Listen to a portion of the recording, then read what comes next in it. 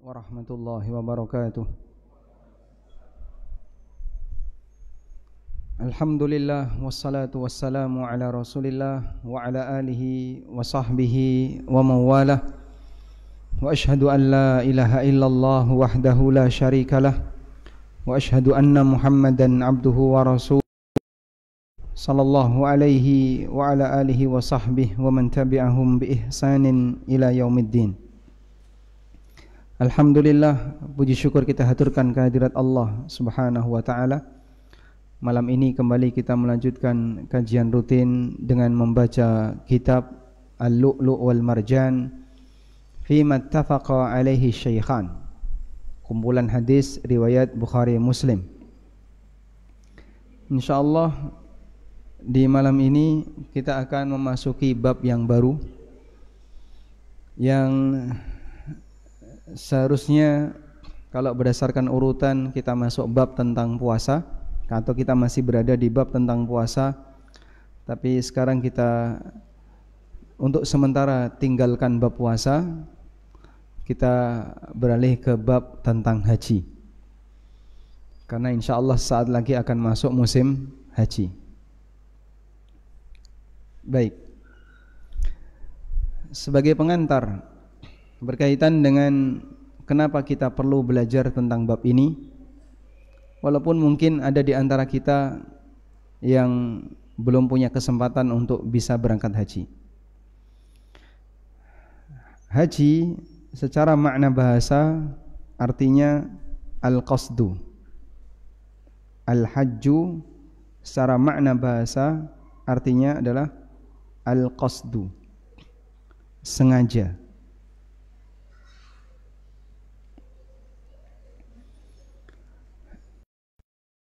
Disebut sebagai haji karena orang bersengaja untuk menuju Baitullah dalam rangka melakukan ibadah tertentu yang telah Allah tetapkan tata caranya. Selanjutnya, ibadah dilihat dari teknis pelaksanaan. Ada 3. Ada ibadah badaniyah, ada ibadah maliyah, dan ada ibadah gabungan badaniyah dengan maliyah. Ibadah badaniyah artinya adalah ibadah fisik tanpa harus keluar modal harta. Contoh yang paling gampang, salat, puasa, baik kaya maupun miskin, semua bisa melakukannya. Ada ibadah namanya ibadah maliyah, ini ibadah harta. Sehingga ibadah ini terlaksana ketika orang punya harta, hanya yang punya harta. Kalau enggak punya harta, dia tidak bisa melakukannya. Contohnya zakat, kurban. Untuk ibadah maliyah, walaupun orang itu tidak bisa bergerak secara fisik, dia tetap bisa melakukannya. Orang lumpuh, stroke, bisa enggak dia bayar zakat? Bisa. Sehingga dia bisa perintahkan orang, tolong ambilkan uang di rekeningku sekian, tunaikan zakat. Dia bisa bayar zakat walaupun fisiknya tidak bisa bergerak. Karena itulah untuk ibadah maliyah tidak disyaratkan orangnya harus baligh, dan bahkan tidak disyaratkan harus berakal. Sehingga dalam zakat, harta orang gila, harta anak yatim yang belum baligh, harta orang lumpuh, semuanya wajib dizakati. Ada orang gila dapat warisan banyak, maka yang ngurusi harta orang gila itu wajib mengeluarkan zakatnya. Dihitung kemudian dikeluarkan zakatnya walaupun dia tidak berakal. Anak yatim yang masih bayi ditinggali oleh orang tuanya tabungan yang jumlahnya banyak. Orang tuanya mati, kemudian anak ini mendapatkan warisan yang jumlahnya banyak. Wajib dizakati tidak? Wajib, walaupun pemiliknya belum baligh, masih bayi. Kemudian ada ibadah gabungan antara harta dan fisik. Dan ibadah gabungan ini contohnya apa? Haji, umrah. Karena itu untuk ibadah gabungan Allah Subhanahu wa taala memberikan syarat adanya istita'ah, kemampuan. Istita'ah atau kemampuan. Nah, kemampuan itu meliputi apa? Meliputi kemampuan fisik dan kemampuan harta. Sehingga orang yang fisiknya kuat tapi tidak punya harta, dia nggak bisa haji, nggak bisa umrah. Orang yang punya harta tapi fisiknya tidak kuat, dia juga nggak bisa haji dan umrah. Sehingga Allah Subhanahu wa taala jadikan ibadah haji dan umrah mengikuti kemampuan hamba. Sebagaimana yang Allah Subhanahu wa taala firmankan dalam Al-Qur'an, "Walillahi 'alan nasi hajjul baiti man istata'a ilaihi sabila." Menjadi kewajiban bagi manusia untuk Allah untuk hajjul baiti, melakukan haji ke Baitullah, man istata'a ilaihi sabila, bagi siapa yang punya istita'ah, kemampuan untuk melakukan perjalanan ke sana. Berikutnya, Allah Subhanahu wa taala jadikan ibadah dilihat dari waktunya, atau macam-macam ibadah dilihat dari waktunya.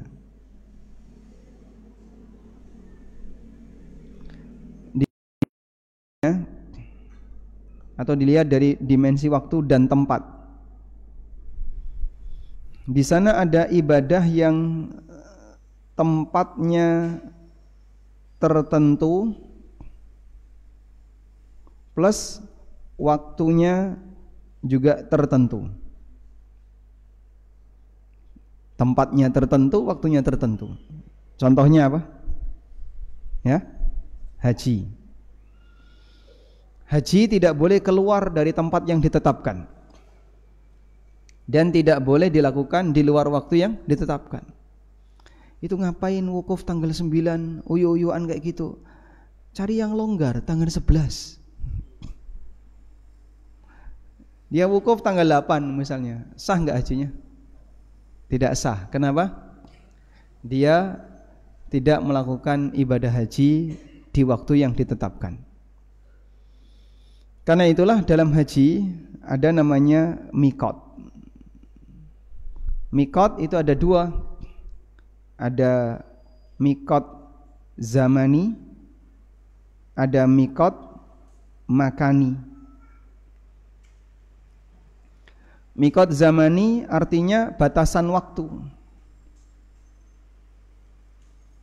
Sedangkan mikot makani artinya batasan tempat. Udahlah, daripada kamu tumbuk-tumbukan di situ, mending kamu pindah saja. Jadi jangan di Mekah, di Taif yang lebih adem. Dia haji di Taif, wukuf di Taif. Apa hukumnya? Batal.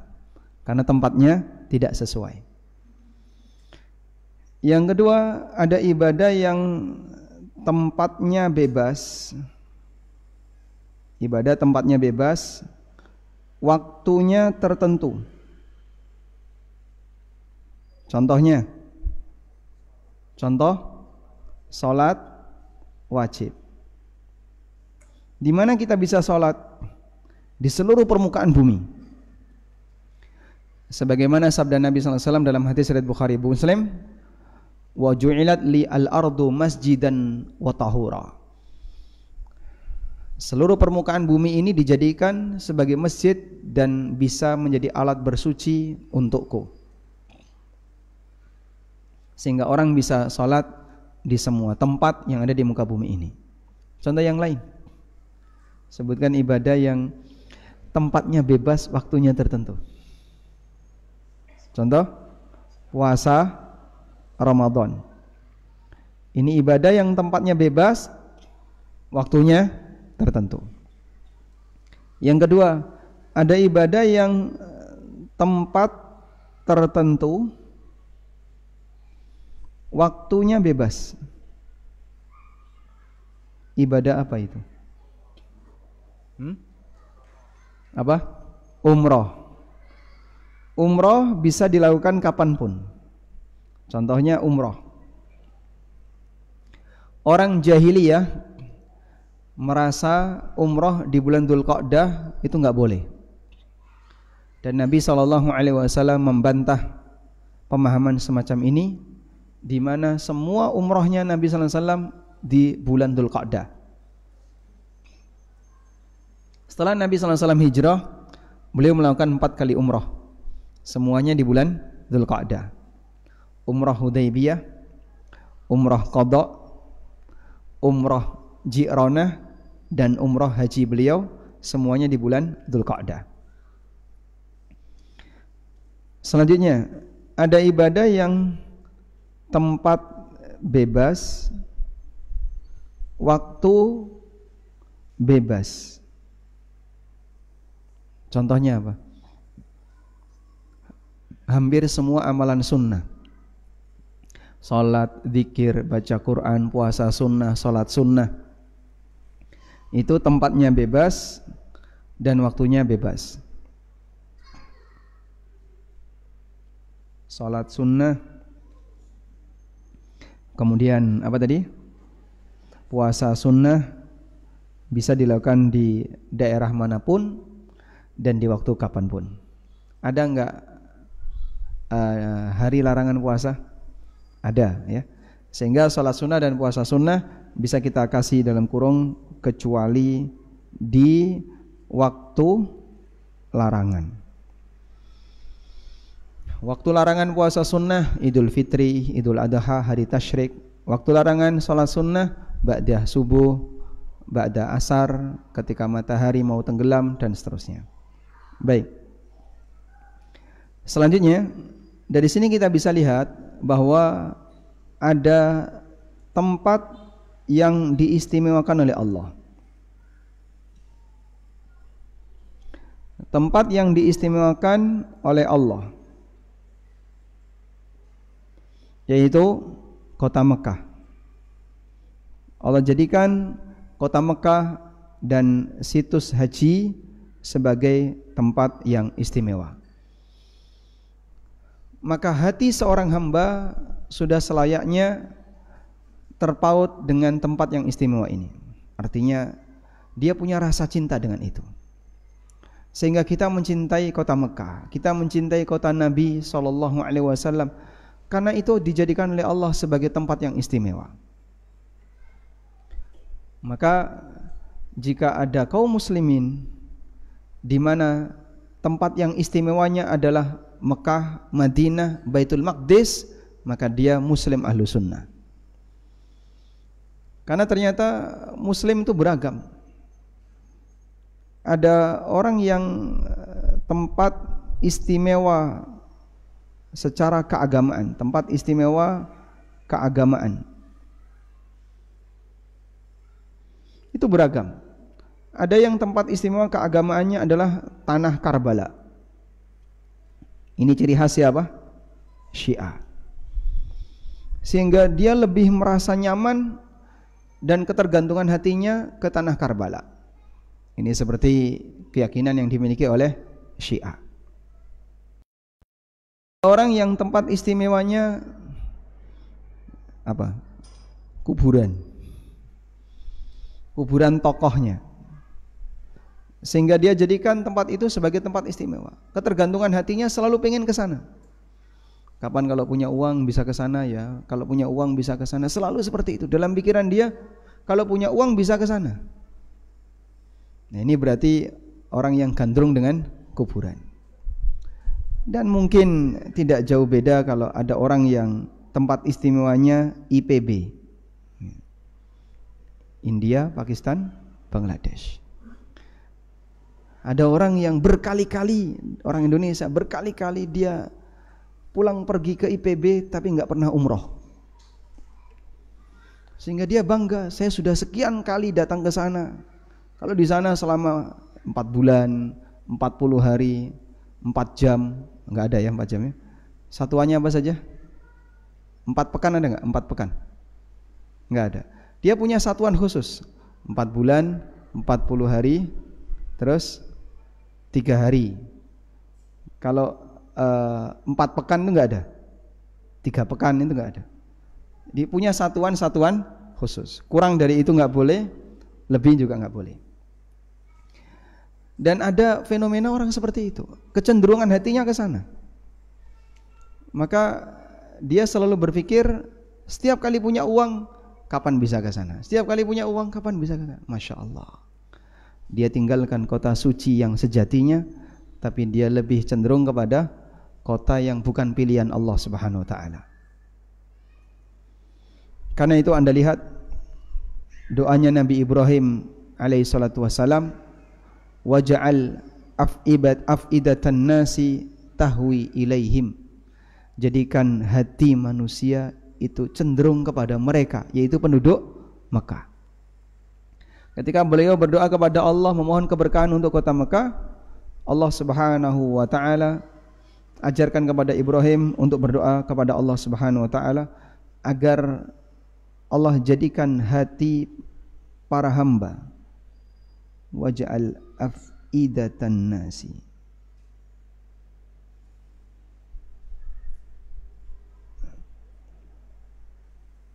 Nah,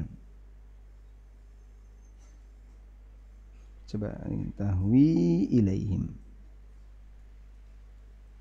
Enggak ketemu ya? Mudah-mudahan ini ketemu. Bisa. Di surat Ibrahim ayat 37 Allah Subhanahu wa taala berfirman, Rabbana inni askantu min dzurriyyati biwadin ghairi dzi zar'in 'inda baitikal muharram rabbana liyuqimus shalah faj'al afidatan nasi tahwi ilaihim. Setelah Ibrahim meletakkan Hajar bersama putranya, Ibrahim pergi, dikejar oleh Hajar. Tapi Ibrahim tidak menyampaikan kalimat apapun sampai Hajar mengatakan, Allahu amaraka bihadza. Apakah Allah yang merintahkan kamu melakukan seperti ini? Ibrahim hanya menyampaikan satu jawaban, na'am, iya. Lalu beliau pergi. Di balik bukit, setelah enggak kelihatan istri dan anaknya, Ibrahim berhenti lalu balik arah menghadap ke arah kiblat. Disitulah Ibrahim berdoa. Ini doanya. Rabbana inni askantu min dzurriyyati biwadin ghairi dzi zar'in 'inda baitikal muharram. Beliau berdoa kepada Allah dalam posisi tidak melihat anak istrinya dan anak istrinya tidak melihatnya. Sehingga doanya bukan dibaca saat di hadapan istrinya, tapi di balik bukit. Setelah enggak kelihatan baru berdoa. Agar perasaannya lebih kuat lagi. Aku sudah lepas istri dan anakku untuk tinggal di tempat sesuai perintahmu. Ya mungkin orang zaman sekarang andaikan ditaruh di situ, mungkin dia akan lebih milih bunuh diri daripada bertahan mati kelaparan. Karena dikatakan oleh Ibrahim biwadin ghairi dzi zar'in, di sebuah lembah tanpa tanaman. Lumut saja enggak ada. Lembahnya tanpa tanaman. Tanamannya enggak ada, apalagi binatang. Inda baitikal muharram, di dekat rumahmu yang suci. Rabbana liyuqimus shalah faj'al afidatan minan nasi tahwi ilaihim. Maka jadikan hati manusia itu cenderung kepada mereka. Maka sudah selayaknya kita punya kecenderungan terhadap kota suci Mekah. Demikian pula kita punya kecenderungan terhadap kota suci Madinah dan Baitul Maqdis. Karena itu 3 kota suci yang dipilih oleh Allah Subhanahu wa taala. Sehingga praktek-praktek seperti ini sudah selayaknya ditinggalkan. Pikiran orang kalau punya duit, kapan saya bisa berkunjung ke sini, kayak punya duit bisa ke sini, bisa datang ke sini. Ini keliru.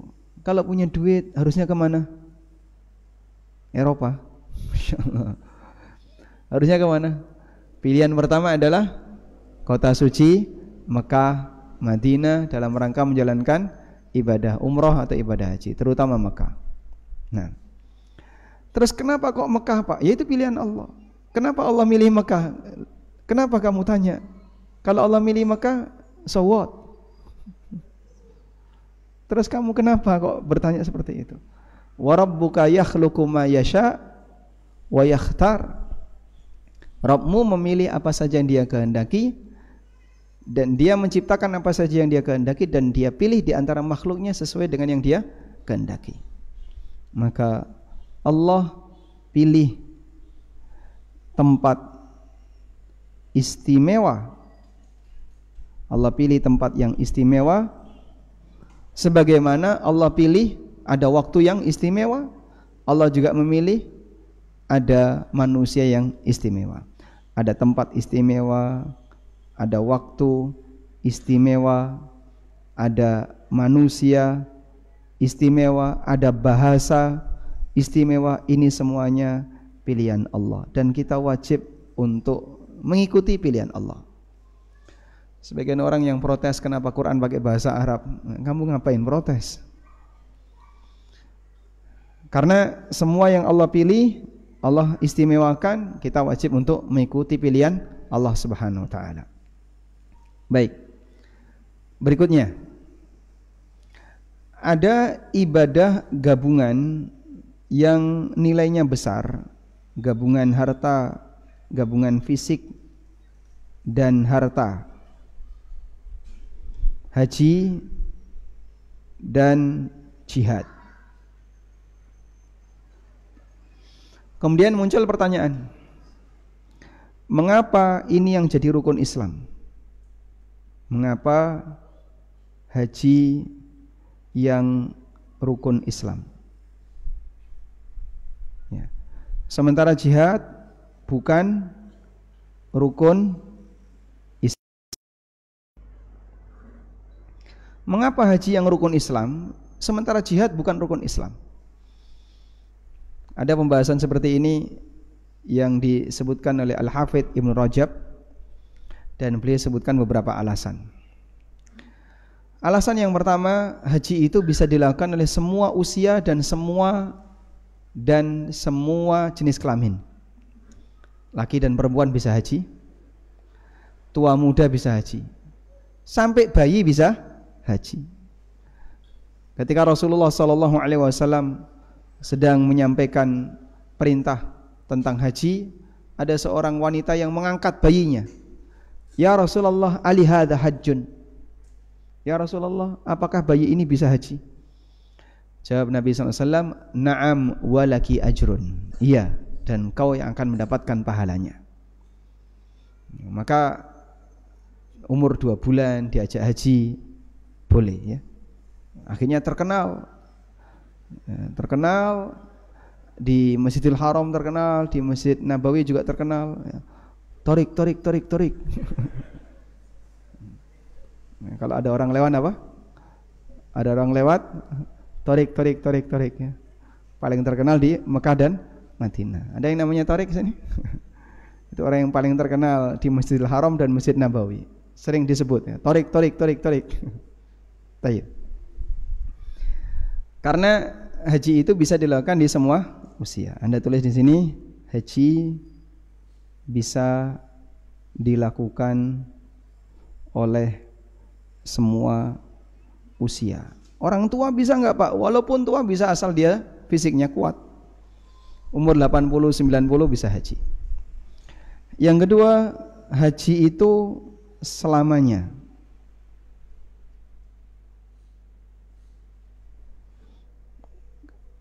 Ini perbandingannya dengan jihad. Sementara jihad di sini ya, haji bisa dilakukan oleh semua usia. Sedangkan jihad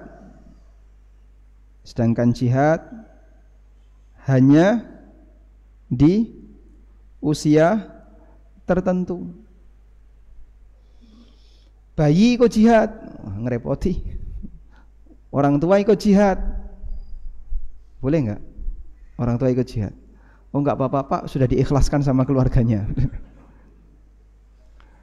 Sehingga wes lah Bapak, berapa umurnya? 80, daftar jihad. Udah izin istrinya belum? Oh, izin istri saya memotivasi saya. Wes Bapak mati ning kono wae. Masya Allah. Wanita ketika masih produktif, suaminya masih produktif di usia 30, 40, 50, suaminya daftar jihad. Di masa sekarang mungkin digandoli, Pak. Bapak jangan berangkat jihad, saya belum siap jadi janda. Dari mana rumusnya kalau jihad pasti mati? Padahal yang namanya kematian itu ada di tangan Allah. Sehingga enggak jaminan rajin jihad pasti mati. Besok sajalah Bapak kalau sudah usia 60 ke atas jihad ra apa-apa. Masyaallah. Wis raiman. Tayyib. Nah, haji itu selamanya. Kalau jihad, sedangkan jihad itu ada masa berhenti. Kapan jihad itu berhenti? Setelah seluruh orang kafir ditaklukkan di akhir zaman. Setelah Ya'juj dan Ma'juj dibinasakan, sebelumnya Dajjal sudah dibinasakan, kemudian muncul Ya'juj dan Ma'juj, kemudian dibinasakan. Setelah itu kaum muslimin hidup tenang, dan di masa itu selamanya tidak ada jihad. Sampai kemudian mereka mati semuanya, dimatikan oleh Allah, lalu yang tinggal di kafir. Pasukan Nabi Isa, pasukan Imam Mahdi kuat enggak, Pak? Kuat? Apa dalilnya? Berhasil menguasai Yahudi dan seluruh orang kafir berhasil dikuasai. Tapi melawan Ya'juj dan Ma'juj tidak bisa. Maka sebelum Ya'juj dan Ma'juj dikeluarkan oleh Allah, Allah perintahkan Nabi Isa untuk ngungsi.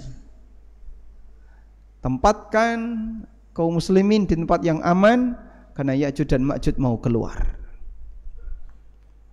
Sehingga ini jadi dalil, kalau kaum muslimin belum mampu menghadapi musuh, ya jangan nekat.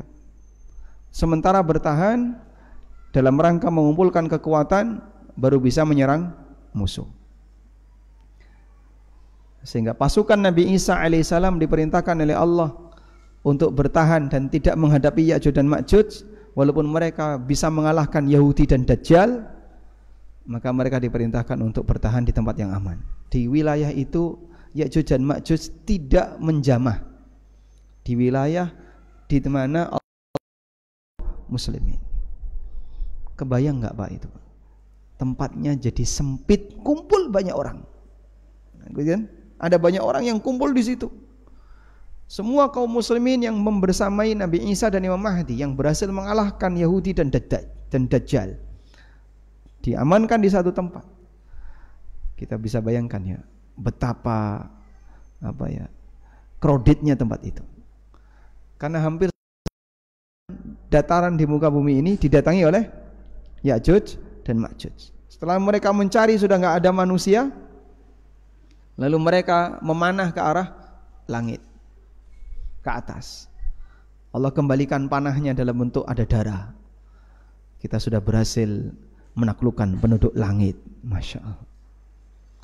Lalu kemudian Allah binasakan semuanya, Allah matikan Ya'juj dan Ma'juj.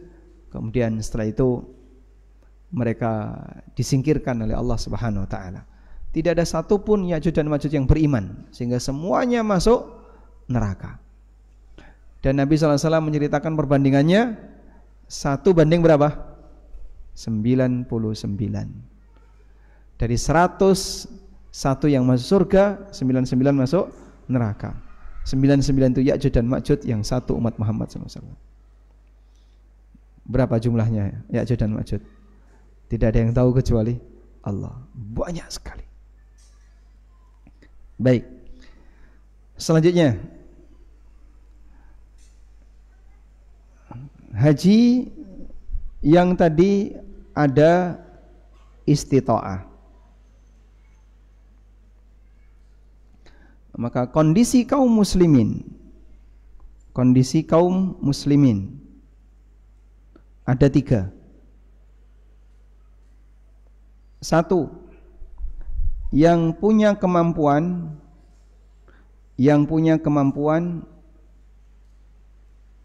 dan berhasil melaksanakan.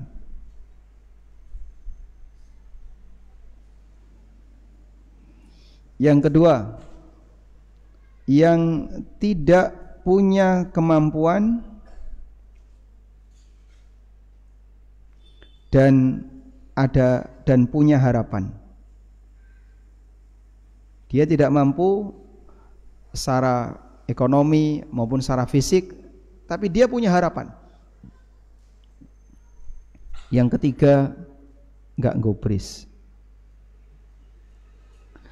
Sehingga sudah sama sekali tidak ada harapan, tidak ada,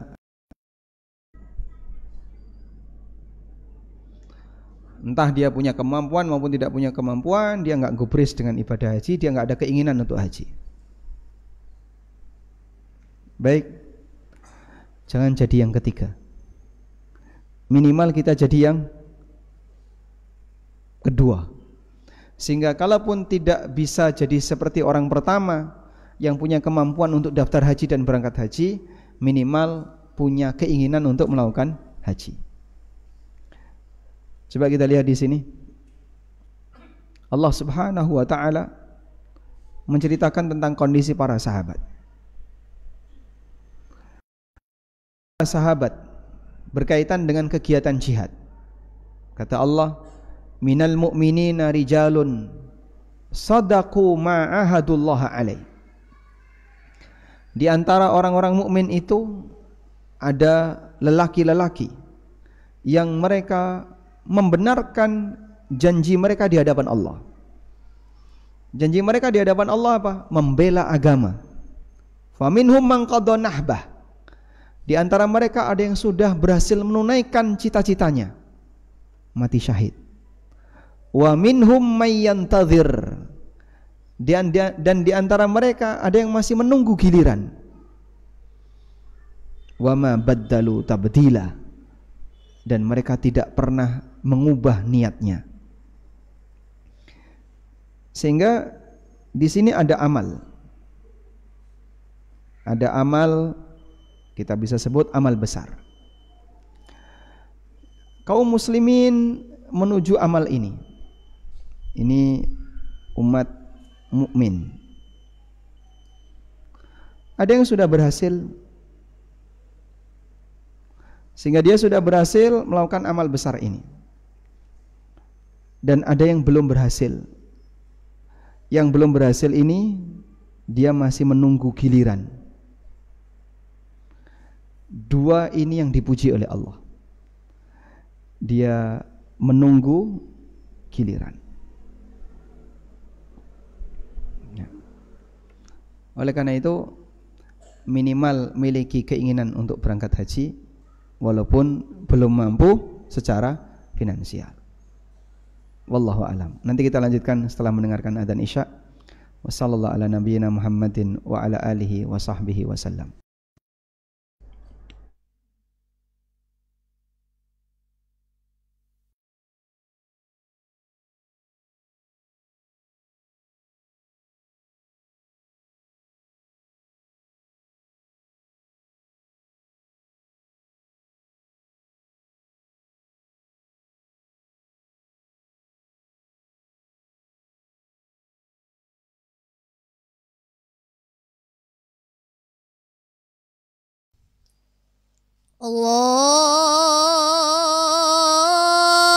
Allahu Akbar, Allahu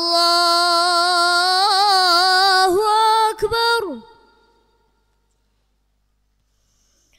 Allahu Akbar, Allahu Akbar.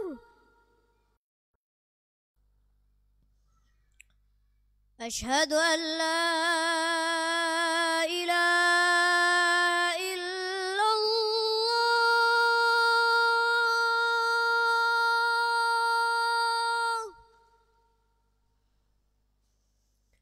أشهد أن لا إله إلا الله.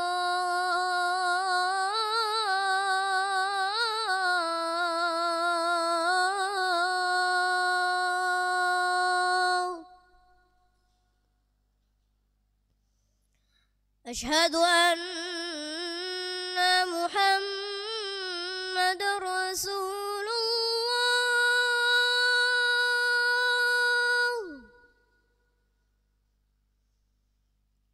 أشهد أن محمد رسول الله.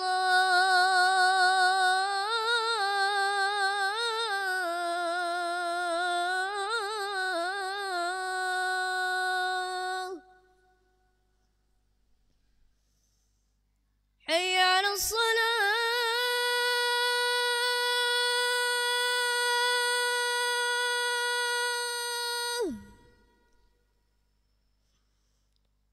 حي على الصلاة.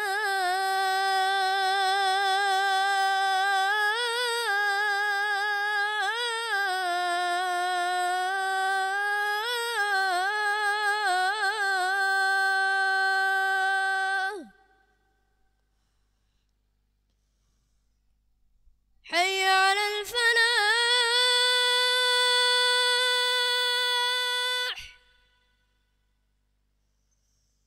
حي على الفلاح.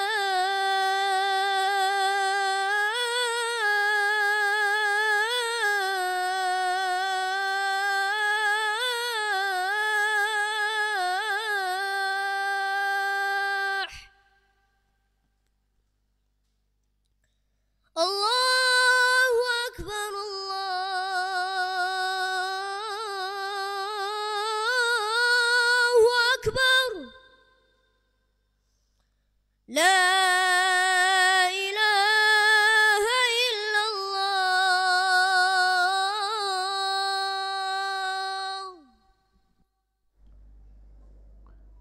La ilaha illallah. Allahumma salli ala Muhammad. Allahumma rabba hadhihi ad-da'wati at-tammah was-salati al-qa'imah ati Muhammadan al-wasilata wal-fadilah wa ba'athu maqaman mahmudan allati wa'adta. Alhamdulillah wassalatu wassalamu ala Rasulillah wa ala alihi wa sahbihi wa mawalah. Wa ashhadu an la ilaha illallah wahdahu la syarikalah wa ashhadu anna Muhammadan abduhu wa rasuluh. Kembali kita memperbincangkan tentang amal tadi ya. Umat mukmin yang dia punya iman, dia punya kecenderungan hati untuk menuju amal besar itu. Anda bisa sebut amal besar ini jihad. Anda juga bisa sebut amal besar ini haji, atau amal yang lainnya yang membutuhkan persiapan yang lebih untuk bisa melaksanakannya. Di sana ada yang sudah berhasil, dan di sana ada yang masih menunggu giliran. Minimal kita jadi salah satu di antaranya. Kalau bukan orang yang berhasil, minimal jadilah orang yang menunggu giliran. Jangan sampai jadi orang yang ketiga. Jika dalam kondisi menunggu giliran, jika kita dalam kondisi menunggu giliran, saya belum dapat panggilan dari Allah, sampai yang bersangkutan mati. Kalaupun seperti ini, maka dia mati dalam penantian. Bukan mati yang biasa. Ini orang mati tapi dalam hatinya ada niat untuk amal soleh. Untuk amal-amal yang mungkin saat ini belum bisa kita wujudkan, karena harus ada suasana khusus, kondisi khusus di mana kita bisa melakukannya. Nah, bagi mereka yang mati dalam posisi dia sedang menunggu giliran, hakikatnya dia mati dalam penantian. Ada yang sudah daftar haji reguler di usia 60 tahun, 50 tahun atau 60 tahun, dan dia membayangkan antrian sekian puluh tahun lagi, kapan saya akan berangkat? Sementara usia saya sudah 60 tahun, butuh 30 tahun lagi. Masa 90 tahun saya berangkat? Apa mungkin masih bisa ngejar sampai di angka 90 tahun? Tapi dia nggak mau membatalkan. Daripada duit saya nganggur, nggak dipakai apa-apa, udahlah saya tarik, wong saya juga nggak bakalan berangkat. Kalau berdasarkan prediksi, daftar usia 60, berangkat usia 90. Dia nggak tarik duit itu, dia tetap taruh di situ. Dan dia bersabar untuk menanti. Mau daftar furoda nggak sanggup, daftar yang plus juga nggak sanggup, dan dia menanti sampai mati. Maka dia mati dalam penantian. Ini bukan mati yang biasa, dia menjaga niat baik. Ada satu hadis yang ketika pertama kali saya membaca hadis ini jadi sempat kepikiran. Man mata walam yaghzu. Ini hadisnya.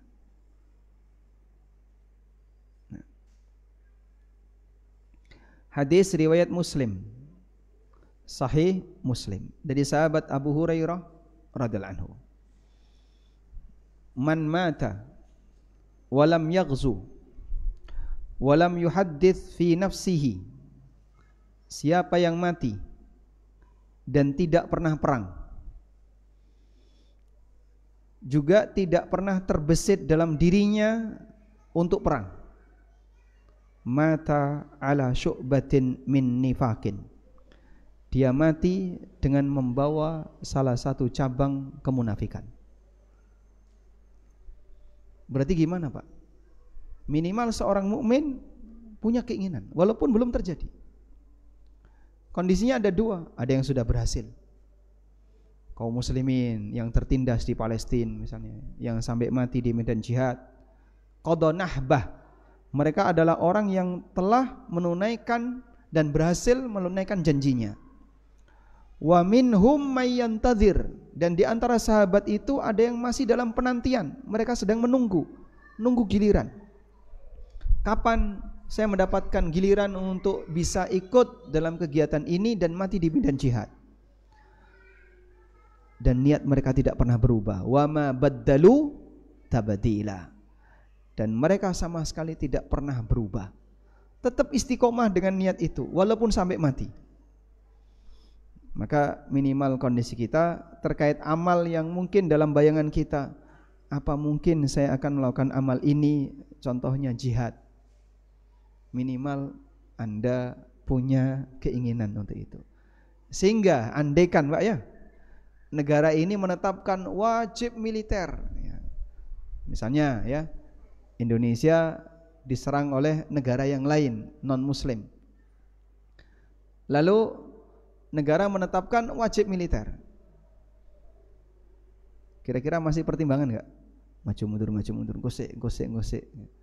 Nah, harus ya siaga.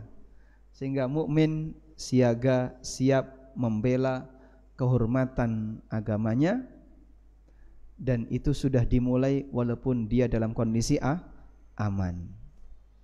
Ya tentu saja dengan jihad yang ada aturannya, bukan jihad model para teroris, karena kita tidak pernah mengajarkan cara seperti itu, tapi jihad yang resmi, yang legal secara negara. Wallahu a'lam, demikian, mudah-mudahan bermanfaat. Wassallallahu ala nabiyyina Muhammadin wa ala alihi wa sahbihi wasallam.